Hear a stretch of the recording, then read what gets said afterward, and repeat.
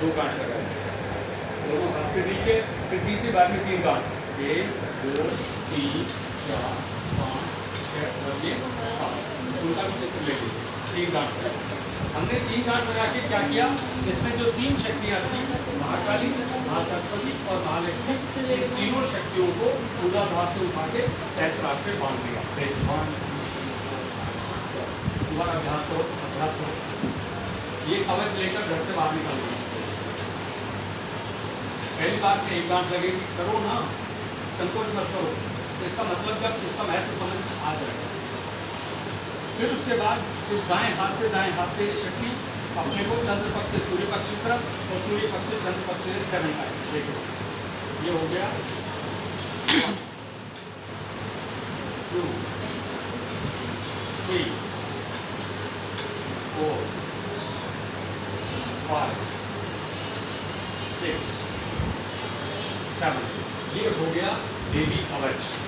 ये क्रिया करने के बाद घर से बाहर निकलो, आपके ऊपर कोई चोट नहीं आएगी और एक फोटो आपकी जेब में होनी चाहिए।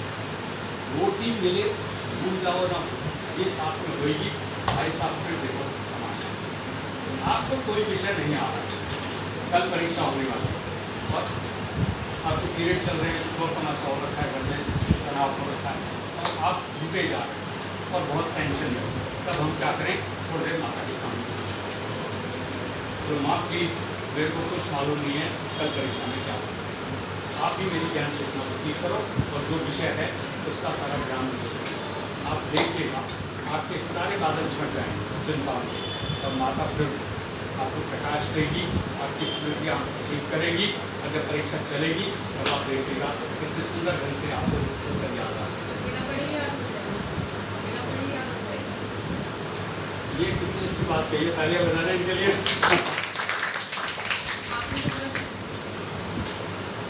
मैं आपको ऐसे ऐसे अनुभव बताऊंगा कि आप दांतों तले उंगली बताओगे, बिना पढ़े याद हो जाएगा। तो फिर हम विद्यालय आने की क्या जरूरत थी। अगर सब कुछ हो जाता तो मैं ये फोटो लेकर के क्यों ढूंढ रहा हूँ। लोग बोल सकते हो ना, बावड़ा हो जाएगा बीरबानी का फोटो ये ढूंढ रहा है। गाँव में तो यही कहेंगे ना, भाई या तो बीरबानी को फोटो है, एम तो हमने दुर्गा हनुमान जी की कभी ना दिखा, बीरबानी को फोटो है, यानी कि बेवकूफ़ बनाते बोल रहे हैं। आपके बहुत सारे शिक्षक भी तो यही कहते हैं, आप लोगों को बेवकूफ़ बना रहे हैं। ओके, अब पॉइंट क्या है, कल किसने देखा हमें नहीं पता।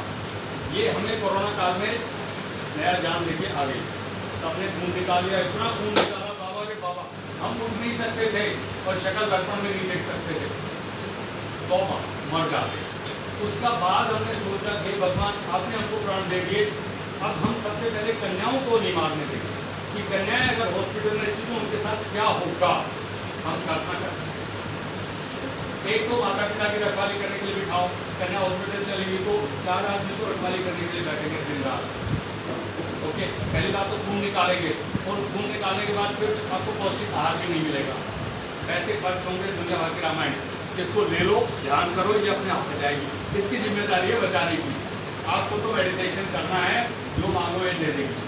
फटाफट फोटो बांटो, जिनकी इच्छा नहीं है वो ना लें, जिनकी इच्छा नहीं है वो हाथ ना लगाएं, जिनकी शुद्ध इच्छा वो ले लें। एक फोटो अपने पूजा स्थल पर रखिए, एक फोटो अपने उसमें रखिए बैग में और संभाल लीजिए, दोनों दे। जो नहीं लेना चाहते ना लें, आप देख लीजिए फोटो को रूप बदलेगी, फोटो रूप बदलेगी। जब आप बोलोगे तब रूप बदलेगी और सारे फरिश्ते सारे पैगंबर इसमें दिखाई दे जाएंगे।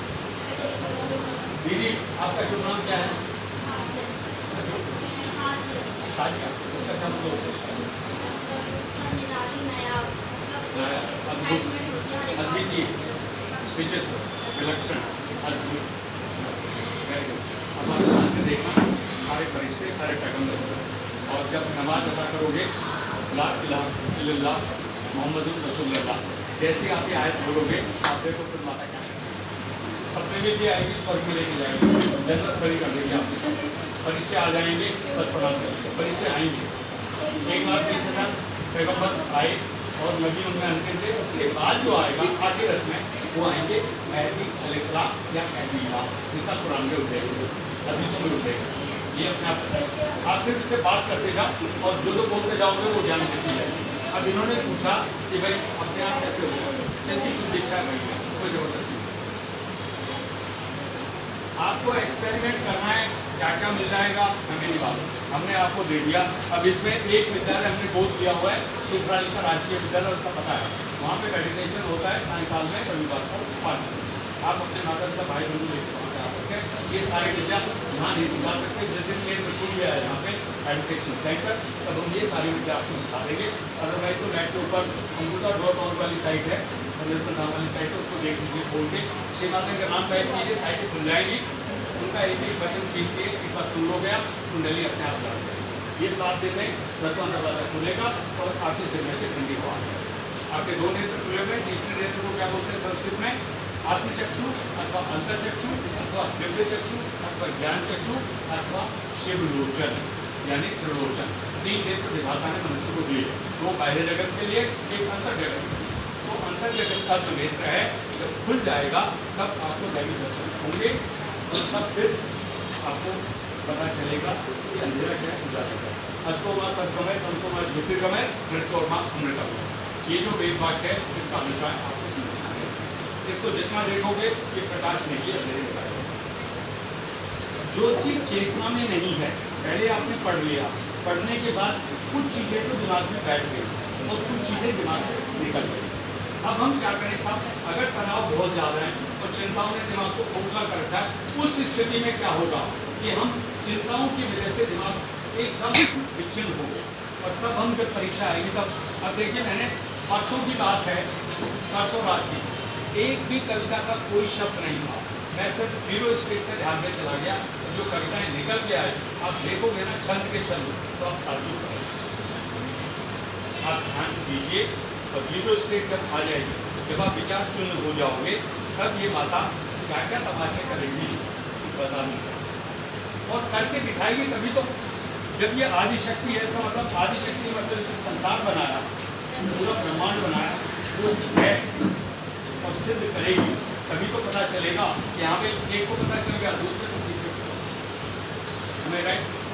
आपने नमाज़ें अदा कर ली, एक नमाज जिसके सामने अदा करो और फिर मेरे को बताइएगा क्या करेगा। एक कन्या भूगोल में फेल हो रही थी सुपराली में परीक्षा, और सिर्फ यही कहती रहती माता प्लीज पास कर दे, पास हो गई। एक और मतलब ऐसे ऐसे चमत्कार हुए, बोर्ड पे कुछ चल रहा है और कोई सवाल पूछा गया, कुछ आता नहीं रहता, अचानक